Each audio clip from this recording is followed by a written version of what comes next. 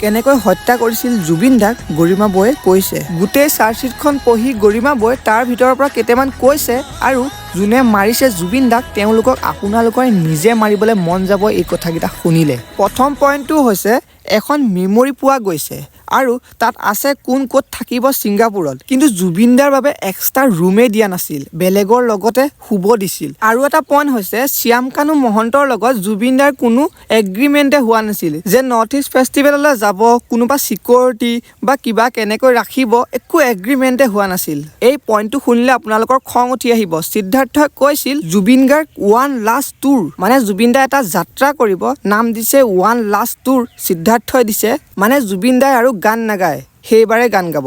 আৰু সেই হিচাপত বহুত জেগাত পইচা উঠোৱা আৰম্ভ কৰিছিল, জুবিন দাই এইবাৰে গান গাব আৰু গান নাগায় সেই বুলি চবৰ পৰা পইচা উঠিয়াই আছিল। জুবিন দাই চাগে নিজেই গম পোৱা নাছিল তেওঁ লাষ্ট টুৰ কৰিব গৈ আছে। গৰিমা বৌয়ে পষ্ট কৰিছে, আপোনালোকে ভালকে চাই ল'বগে। সকলোতকৈ বেয়া লগা কথাটো হ'ল পষ্টটোত 42,000 লাইক আৰু 12,000 শ্বেয়াৰহে আছে, কিন্তু এটা সময়ত জুবিন দাৰ বিষয়ে কোনোবা এটা পোষ্ট কৰিলে লগে লগে মিলিয়নত ভিউজ আহিছিল। মোৰ ফালৰ পৰা আপোনালোকক এটাই ক'ব বিচাৰোঁ, আপোনালোকে যোনে যেনেকৈ পাৰে জাষ্টিছৰ ক্ষেত্ৰত মান মাতি যাব আৰু জাষ্টিছ ফৰ জুবিন গাৰ্গ কমেণ্টত লিখিব।